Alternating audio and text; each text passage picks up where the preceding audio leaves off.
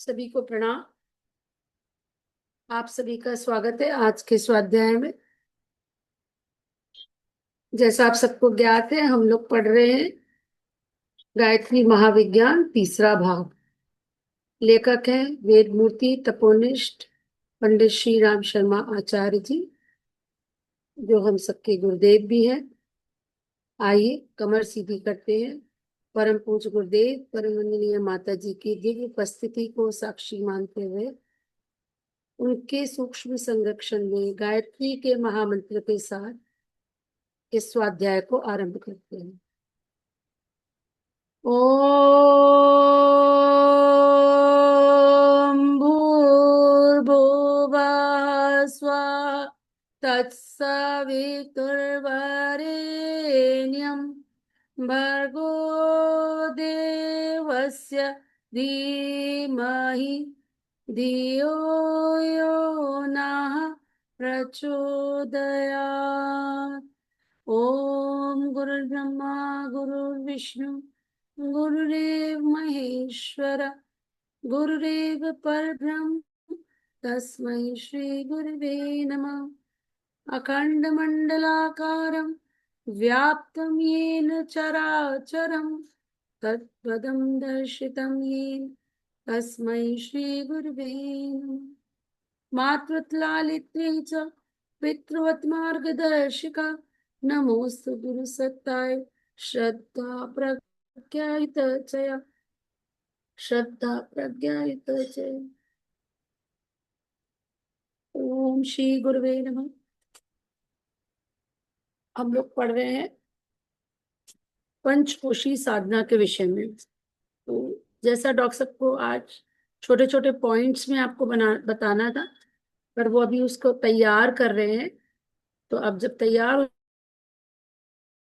जाएगा तब वो हम लोग को गाइड करेंगे कि कैसे पॉइंट वाइज उसको याद रखना है, या कौन कौन सी जो थोड़ी सहज साधनाएं हैं, मतलब हर कोश के लिए हम प्रैक्टिकली कितना क्या कर सकते हैं। तो जो बात चल रही थी कि 5 कोश जो होते हैं वो अलग अलग एक चैतन्यता लिए होते हैं। एक तरह से आपकी व्यक्तित्व में 5 व्यक्तित्व होते हैं और अलग परिस्थिति में आप अलग तरह से व्यवहार करते हैं। तो इसी को थोड़ा सा जो कल पढ़ा था उसी को रिवाइज करते हुए आगे पढ़ते हैं। बात यह है कि एक ही शरीर में कई शक्तियों का निवास होता है। एक घोंसले में कई बच्चे साथ रहते हैं, परंतु बाहर से घोंसला एक ही दिखाई देता है। मतलब शरीर एक दिखाई दे रहा है, अंदर उसकी 5 लेयर्स हैं। गूलर के फल के भीतर भुंगे उड़ते रहते हैं, पर बाहर से उनकी प्रतीति नहीं होती। उसी प्रकार इस देह के अंदर कई प्रकृतियों, स्वभावों और रुचियों के अलग अलग व्यक्तित्व रहते हैं। एक ही घर में रहने वाले कई व्यक्तियों की प्रकृति, रुचि और कार्य प्रणालियां अलग अलग होती हैं। इसी तरह मनुष्य की अंतरंग प्रवृत्तियां भी अनेक दिशाओं में चलती हैं। जैसा गुरुदेव ने उदाहरण भी दिया था कि हो सकता है बहुत कोई कंजूस व्यक्ति हो, लेकिन पारिवारिक समारोह या शादी ब्याह होने पे वो बहुत दिल खोल के खर्च करता है। कोई व्यक्ति सामान्यतः किसी के साथ उदार हो सकता है, लेकिन दूसरे के साथ वो उतना ही कठोर और निष्ठुर भी हो सकता है। सिर एक है, पर उनमें नाक, कान, आंख, मुख, त्वचा की 5 इंद्रियां अपना काम करती हैं। हाथ एक है, पर उसमें 5 उंगलियां लगी रहती हैं। पांचों का काम अलग अलग है। वीणा एक है, पर उसमें कई तार होते हैं। इन तारों की संतुलित झनकार से ही कई स्वर लहरी बजती हैं। हाथ की 5 उंगलियों के सम्मिलित प्रयत्न से ही कोई काम पूरा हो सकता है। सिर में यदि 5 ज्ञानेंद्रियां जुड़ी न हो तो मस्तक का कोई मूल्य न रह जाए।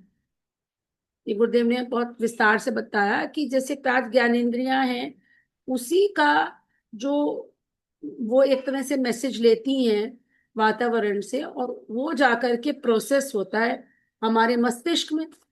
लेकिन अगर ये ज्ञानेंद्रिय नहीं हो तो वो जो एक तरह से कहिए आपकी जो बाहरी, इनको कह सकते हैं आप रिसेप्टर सेल्स।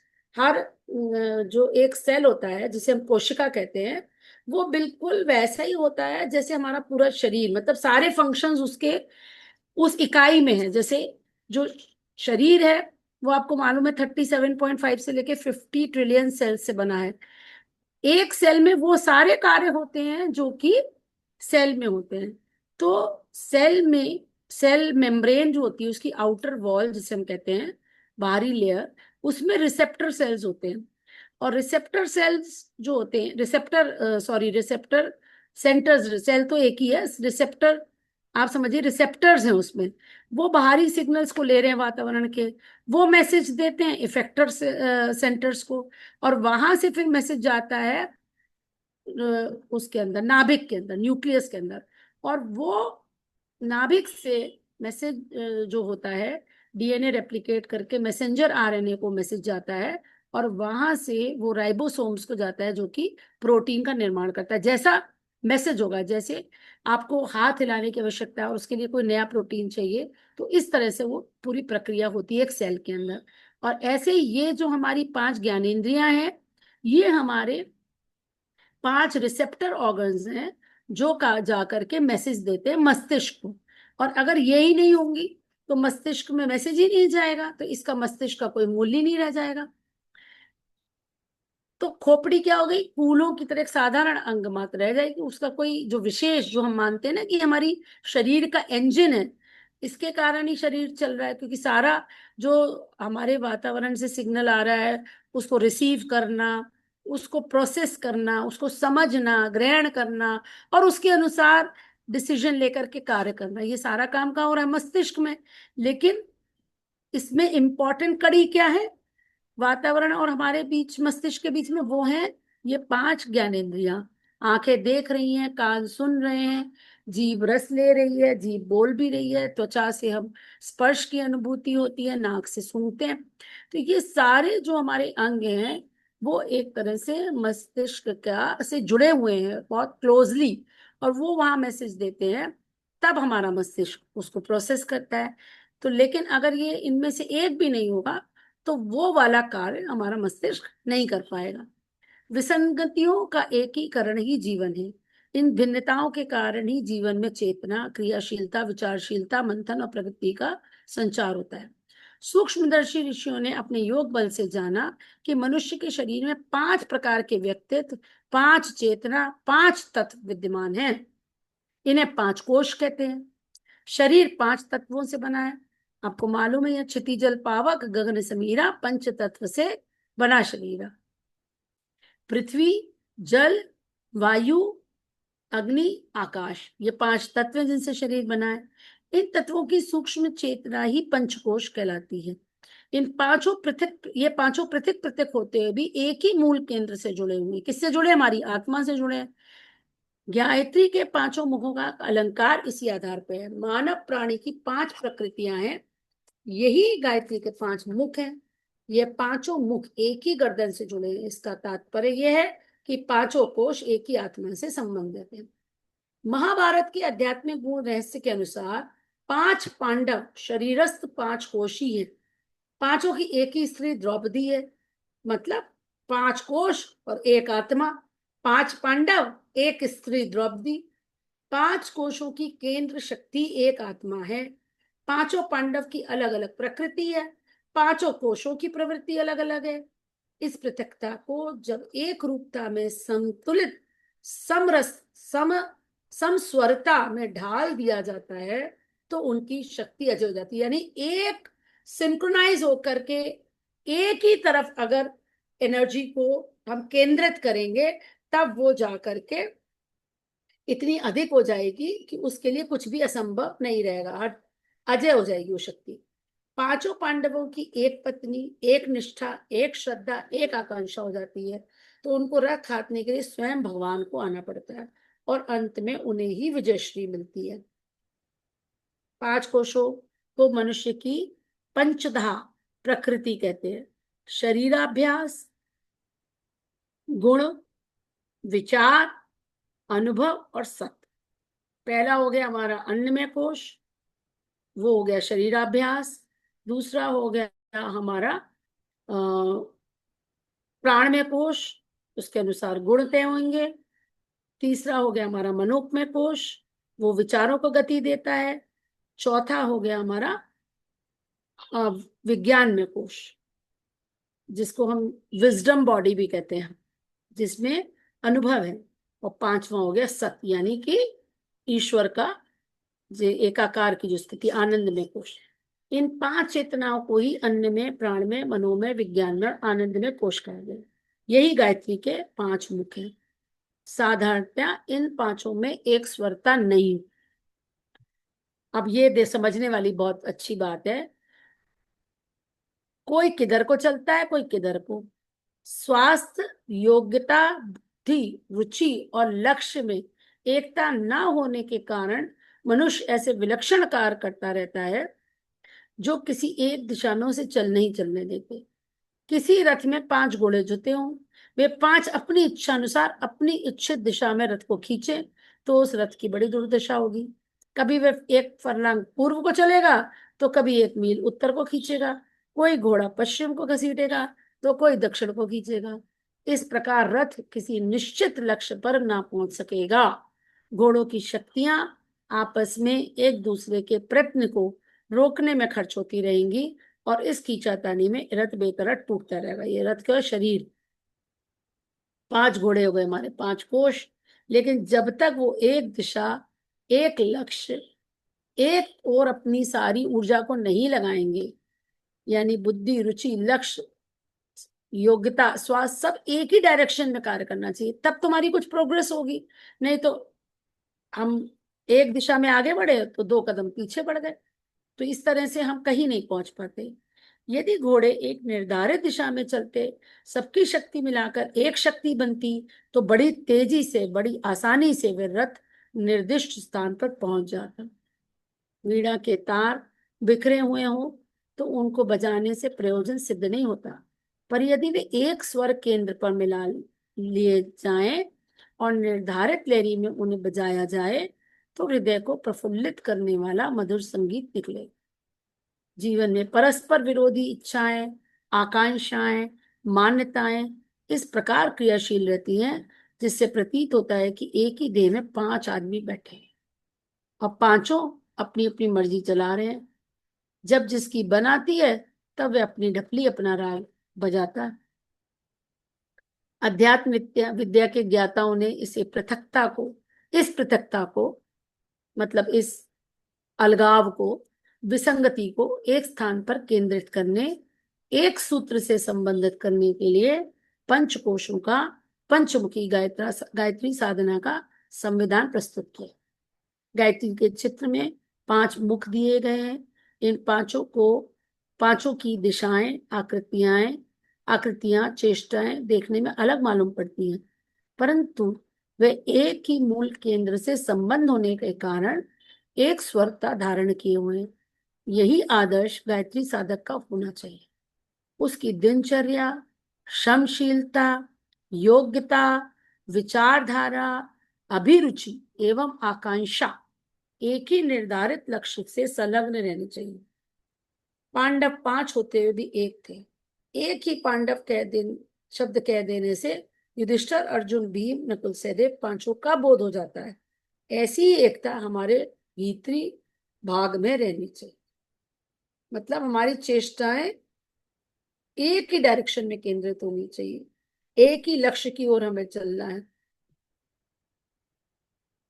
डॉक्टर जानते हैं कि रक्त में विजातीय पदार्थों का प्रवेश हो जाए तो अनेक रोग घेर लेते हैं। ओझा लोग जानते हैं कि देह में भूत घुस जाए, एक शरीर में दो सत्ताएं प्रवेश कर जाएं, तो मनुष्य रोगी या उन्माद ग्रस्त हो जाता है। घर में विरोधी स्वभाव की बहुएं आ जाएं, तो परिवार में भारी क्लेश और कलह उत्पन्न हो जाता है। जब तक परस्पर विरोधी तत्व मनोभूमि में काम करते रहेंगे, उनकी दिशाएं पृथक पृथक रहेंगी, तब तक कोई व्यक्ति चैन से नहीं बैठ सकता। उसके अंतःस्थल में घोर अशांति घुसी रहेगी। आमतौर से लोग इस अशांति में ग्रसित रहते हैं और पर्याप्त साधन संपन्न होते हुए मनुष्य जन्म जैसे अमूल्य सौभाग्य से कुछ लाभ नहीं उठा पाते।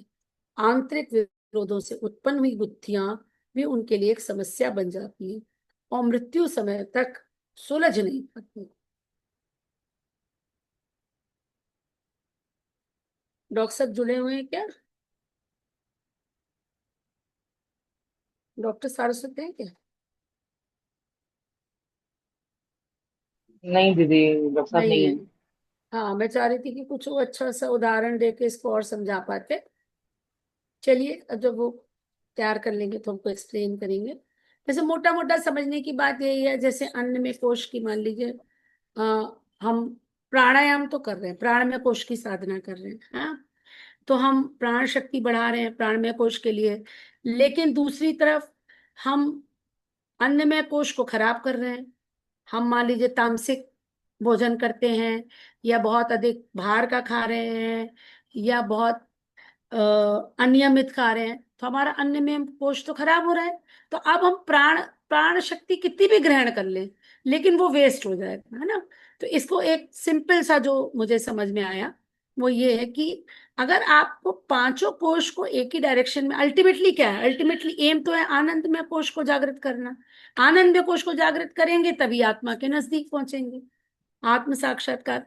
अब वो अलग बात है कि ये यात्रा गुरु की कृपा के बिना नहीं संभव है, लेकिन अपना प्रयास जो हमें करना है वो ऐसा इस तरह से हो कि हमारी दिनचर्या नियमित हो, हमारा आहार सात्विक संस्कारित हो, हमारी नियमित हमारी दिनचर्या में प्राणायाम योगाभ्यास सम्मिलित हो, और किसी तरह से हमारा जो विचार शक्ति है उसको हम उच्च रखें, मतलब उत्कृष्ट रखें। अगर नेगेटिव विचार आ रहे हैं तो उसकी सफाई करें। उसमें हमारा ध्यान और जप बहुत महत्वपूर्ण होता है ना। तो उससे हमारा मनोमय कोश साथ सदा रहता है। जब ध्यान हम करेंगे, मोटा मोटा हम दिनचर्या की बात करें, हम अभी सिंगल सिंगल साधना पे नहीं जा रहे।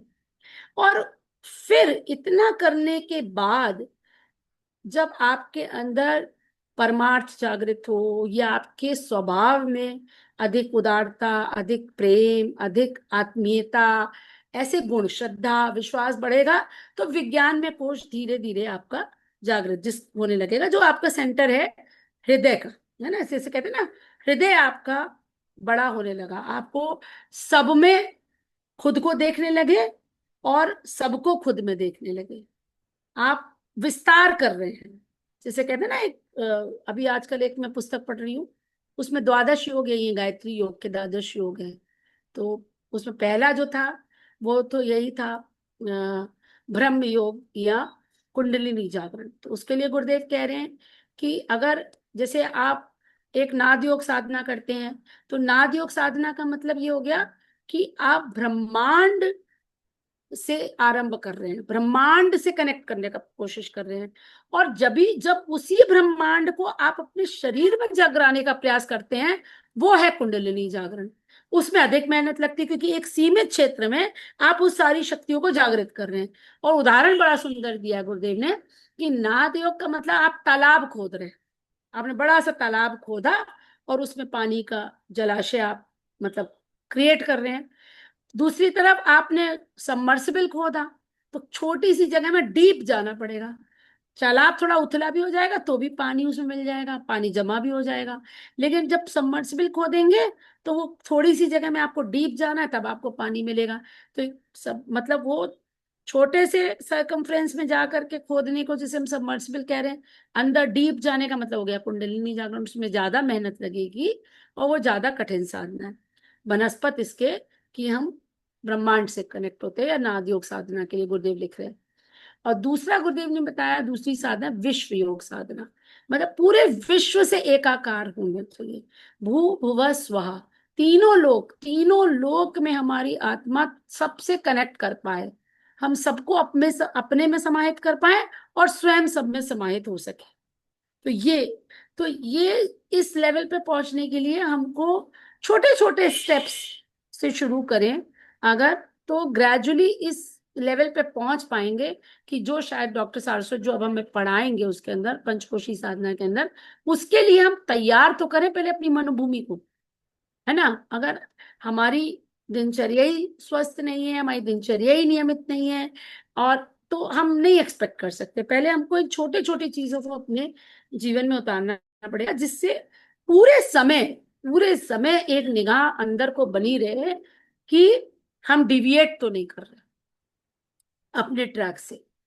मुझे जैसे समझ में आया, किसी को और इस पे कमेंट करना हो तो बता सकते हैं वो, कि आज हम जो तो अभी हमने पढ़ा। ये गुरुदेव ने कितना ही अच्छा और सुंदर एग्जाम्पल दिया ये घोड़ों का, कि अगर 5 दिशा में अलग अलग को भाग रहे हैं तो मतलब कहीं लाभ नहीं होने वाला है। और अगर एक भी बहुत तेज बल लगा रहा है, बाकी 4 निष्क्रिय पड़े हैं, तो भी कोई वो नहीं हो, सब मिलके एक ही डायरेक्शन में यदि जा रहे हैं तो सफलता बहुत ज्यादा है। तो आज हाँ, एक्शन। पर अभी तक हमने जितना पढ़ा उसमें जो अभी हमें समझ में आया है, अभी फर्स्ट थ्री पे हमारी मैनुअल एफर्ट काम कर सकता है, और विज्ञान में और आनंद में के स्तर पे हमको गुरु की शक्ति चाहिए।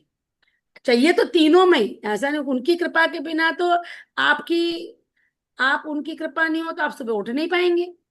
बिल्कुल। आप उठिए और एक दिन सोच के देख लीजिए, अरे वाह मैं तो बहुत बढ़िया उठ रहा हूँ, फिर आपको आ जाएगी नींद उसी दिन। उसी दिन आपको नींद आएगी, ये मैं बता रही हूँ आप।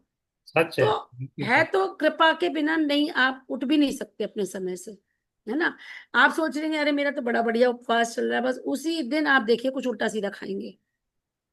तो यही है, तो इसी पे कार्य करना है। तो पहले जो तीन है उसमें फिर भी ऐसी चीजें हैं जो हम नियमित तौर पे कर सकते हैं, और उसको कुछ हद तक साध सकते हैं। और विज्ञान में आनंद में तो टोटल ईश्वर की कृपा पे, गुरु की कृपा पे निर्भर करता है। आगे पढ़ते हैं। गायत्री की पंचमुखी साधना का उद्देश्य आंतरिक विरोधों को मिटाकर उसमें समस्वरता की स्थापना करना है। अंत में सत असत की रस्साकशी होती ही है। देवासुर संग्राम, राम रावण युद्ध, महाभारत होता रहता है। तो वो छोटा सा एग्जाम्पल देती हूँ। जैसे एक दिन मुझको ऐसे कुछ विचार आया कि अहंकार नहीं था, अहंकार नहीं कहूंगी उसको, दृष्टा भाव से ही अपने अंदर, कि मेरे क्रोध में थोड़ी कमी आई है, ऐसा मुझे अब प्रतीत हुआ। लेकिन उसी दिन मेरा टेस्ट हुआ और मैं फेल हो गई। उसी दिन मैंने एक अपनी गायत्री परिवार की बहन पे इतना गुस्सा किया, और जो कि बिल्कुल अननेसेसरी था, अननेसेसरी। और करने के तुरंत बाद मुझे समझ में आ गया कि ये जो था वो टेस्ट था। तो ये चलता रहेगा, सत असत की रस्साकशी, है ना। कोई बात नहीं, एटलीस्ट आई वॉज थैंकफुल कि मुझे समझ में आ गया कि ये टेस्ट था मेरा। तो नेक्स्ट टाइम मे बी, अगली बार कम करूंगी, अगली बार 8 10 15 बार, 20 बार, 25 बार, 100 बार में शायद मैं सीख जाऊंगी, क्योंकि एटलीस्ट ये दृष्टि गई वहां पर, मिस नहीं हुआ। मिस हो जाता तो फिर गड़बड़ी थी, हाँ, लेकिन मिस नहीं हुआ। ये समझ में आया, दोनों चीज का रिलेशन अंदर आ गया, कि ये भाव आया था, फिर टेस्ट हुआ, और टेस्ट में हम फेल हुए। ठीक है। तो यही गुरुदेव बता रहे कि सत असत की रस्साकशी होती है। देवासुर संग्राम, राम रावण युद्ध, महाभारत होता ही रहता, अंदर चलता ही। यह कलह तभी शांत हो सकती है जब एक पक्ष अशक्त अशक्त हो जाए, असुर का असत का पक्ष ग्रहण करके कर यदि सत की पूर्णतया कुचलने का प्रयत्न किया जाए तो ये संभव भी नहीं, क्योंकि असुरता स्वयं में वित्पत्ति होने का कारण अपने आप में अनेक संकट उत्पन्न कर लेती है। दूसरे, सत की स्थिति आत्मा में इतनी सुदृढ़ है कि उसे पूर्णतया कुचलना संभव ही नहीं है। सत चितानंद, तो ये तो आत्मा का मूल गुण है, उसको तो आप खत्म ही नहीं कर सकते। इतना अच्छा गुरुदेव ने समझाया ना, सत्य की स्थिति आत्मा में इतनी सुदृढ़ है कि उसे पूर्णतया कुचलना संभव नहीं है। इसलिए आंतरिक संघर्षों की समाप्ति का एक ही उपाय है, सत्य का समर्थन एवं पोषण करके उसे इतना प्रबल कर लिया जाए कि असत को उससे संघर्ष का साहस ही ना हो। लड़ाकू बकरा जब अपने सामने सिंह को खड़ा देखेगा तो उसे लड़ने की हिम्मत ना होगी। आसुरी तत्व तभी तक प्रबल रहते हैं जब तक कि दैवी तत्व कमजोर होते हैं। जब साधना द्वारा सतो गुण को पर्याप्त मात्रा में बढ़ा लिया जाता है तो फिर असुरता अपने हथियार डाल देती है और शांति का शासन स्थापित हो जाता है। पंचकोशों की जो साधनाएं पीछे बताई गई हैं, वे मनुष्य की 5 महाशक्तियों को विनाशकारी मार्ग पर जाने से रोकती हैं, उन्हें नियंत्रण में लाकर उपयोगी दिशा में लगाती हैं। सर्कस वाले खूंखार शेर चीतों को जंगल में से पकड़ लाते हैं और उन्हें इस प्रकार साधते हैं कि वे जानवर किसी प्रकार का नुकसान पहुंचाना तो दूर, उल्टे उन साधने साधने वालों को प्रचुर धन तथा यश मिलने के माध्यम बन जाते हैं। पंचकोश 5 शेर हैं। इन्हें साधने के लिए सर्कस वालों की तरह गायत्री साधक को भी अटूट साहस, अविचल धैर्य एवं सतत प्रयत्नशीलता को अपनाना होता है। अब जो गुरुदेव ने उदाहरण दिया वो अपने आप में बहुत ही सशक्त उदाहरण है, क्योंकि देखिए शेर को साधना कोई आसान काम थोड़ी ना होगा।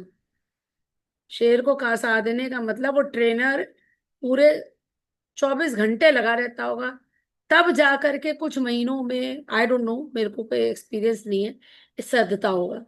तो हम अगर जरा सी साधना करते हैं और फिर हम थोड़े दिन में उतावले होने लगते हैं, सोचते हैं कि हमारे अंदर कोई चेंज तो नहीं आ रहा। ये तो लगे रहेंगे बराबर, गिरेंगे फिर उठेंगे, गिरेंगे फिर उठेंगे, ऐसा अभ्यास चलता रहेगा। और फिर जब हमारे गुरु की कृपा होगी या उनका मन होगा तो वो अपने आप सध जाएंगे, पर प्रयास हमें को करना है। इस साधना का आरंभ खुद ही लिख रहे हैं गुरुदेव। देखिए सर्कस वालों की तरह गायत्री साधना साधकों को भी अटूट साहस, अब शेर के सामने जाना भी तो साहस का काम है, वो ट्रेनर कितना साहसी होगा, तो साहस चाहिए, अविचल धैर्य चाहिए। यू नेवर नो, मैं जानवर का क्या पता, वो जानवर कब कितने दिन में सदेगा कोई प्रिडिक्ट थोड़ी ना कर सकता है। तो धैर्य और एवं सतत प्रयत्नशीलता, तो एक दिन भी हम छोड़ नहीं सकते। एक दिन छोड़ेंगे तो हम पता नहीं कितने दिन पीछे चले जाएंगे। और ये होता है कितना, साधना छूटती है तो दोबारा करने में कितना डिफिकल्टी होती है। तो सतत प्रयत्नशीलता, इस साधना का आरंभ काफी कठिनाइयों और निराशाओं से भरा होता है, परंतु धीरे धीरे सफलता मिलने लगती है। और गायत्री साधक जब इन 5 महासिंहों को, पंचकोशों को वश में कर लेता है तो उसे अनंत ऐश्वर्य एवं अक्षय कीर्ति का लाभ होता है। सर्कस के शेरों की अपेक्षा इन आत्मिक सिंहों की महत्ता अनेक गुनी, इसलिए उनके सद जाने पर सर्कस वालों की अपेक्षा लाभ भी असंख्य गुने हैं। कायर इस साधना की कल्पना मात्र से डर जाते हैं, पर वीरों के लिए आपत्तियों से भरा हुआ परम पुरुषार्थ ही आनंददायक होता है। कोशों के असंतुलित, अविकसित, अनियंत्रित रहने से मानव अंतःकरण की विषम स्थिति रहती है। उसमें परस्पर विरोधी विचारधाराएं, भावनाएं और रुचियां उभरती और दबती रहती हैं। एक तरह के आप कहिए प्रलोभन आते रहते हैं। गायत्री साधना से इनमें एकता उत्पन्न होती है और अंतर के समस्त संकल्प विकल्पों की उधेड़बुन समाप्त होकर एक सुव्यवस्थित गतिशीलता का आविर्भाव होता है। इसके लिए एक और प्रीरिक्विजिट है, बार बार अपने को याद दिलाना, मैं शरीर नहीं आत्मा हूं। बार बार बार बार, जिससे अभी तो वो इम्प्रिंट बैठे, कम से कम जब इम्प्रिंट बैठेगा तब वो रियलाइजेशन की स्थिति में आएगा, है ना। हम तो भूल जाते हैं, अभी संसारिक कार्य करते हैं फिर भूल जाते हैं, तो हम अपने आप को शरीर ही मानने लगते हैं, उसी तरह से बिहेव करते हैं, उसी रोल में आ जाते हैं। तो बार बार बार बार ये हमेशा जब ऐसी स्थिति आ जाएगी कि हम ये हर स्थिति में ध्यान रख पाए कि मैं शरीर नहीं आत्मा हूं, तो हमारी ये जो प्रगति है ये और तेजी से हो जाएगी। क्योंकि फिर हमें ये ध्यान रहेगा ना कि ये हमारे लिए, एक शरीर के लिए क्या जरूरी है और एक आत्मा के लिए क्या जरूरी है। तो हमारे एफर्ट सारे आत्मिक प्रगति के उद्देश्य मतलब लक्ष्य में लग जाएंगे। अभी तो बढ़ जाते हैं हम लोग कई बार। ये व्यवस्थित गतिशीलता जिस दिशा में भी चलेगी उसी दिशा में आशाजनक सफलता मिलेगी। तो आज के लिए इतना काफी। कल इससे कल हम लोग वो भी कर सकते हैं, गुरुदेव का पंचकोश ध्यान, है ना। पंचकोश साधना कर रहे हैं, एक दो बार करिए, वो बहुत अच्छा ध्यान है। जिन्होंने जी नहीं वही किया है, कर उनको बहुत अच्छा लगेगा। पंचकोश वही साधना का जो ध्यान है, वो किया होगा समूह ना में कर महिमा जी, लेते हैं तो। जी जी देखिए है है ना। वही, पर वही है कि रोज तो नहीं हो पाता है। नहीं, मैंने काफी हाँ दिन तक किया था, अभी मेरा थोड़ा क्रम अनुष्ठान के चक्कर में टूट गया। बहुत अच्छा ध्यान है। हाँ, तीन शरीर का पंचकोश का दोनों ही बहुत बढ़िया है। हाँ, तीन शरीर का वैसे जो बिगनर्स है उनके लिए बता दूं मैं, जो अगर अभी नहीं जुड़े हैं गायत्री परिवार से या कुछ ट्राई करना चाहते हैं, तो फर्स्ट स्टेप में तीन शरीर का करिए, या अमृत वर्षा रसानुभूति करिए, हाँ, दो वो ध्यान। बहुत बढ़िया है। और सूर्य उसके का भी। बाद जब हैबिट लगे, जब आपको अच्छा लगने लगे कि हाँ ये ध्यान हमको अच्छा लग रहा है, कुछ समय लगेगा, तब आप पंचकोश पे जाइए। लेकिन कल हम लोग पंचकोश का ध्यान करेंगे। भैया आप चला दोगे, है ना? 35 मिनट का है वो, करीब करीब हम्म। शुरू से लेकर अच्छा के अच्छा। 35-36 मिनट्स का है। हम्म। वो क्लास में डायरेक्ट ही आप चला देना, बस आवाहन करके और शुरू कर दीजिएगा उसमें, ठीक है? चलिए, सभी को प्रणाम, शुभ रात्रि। प्रणाम।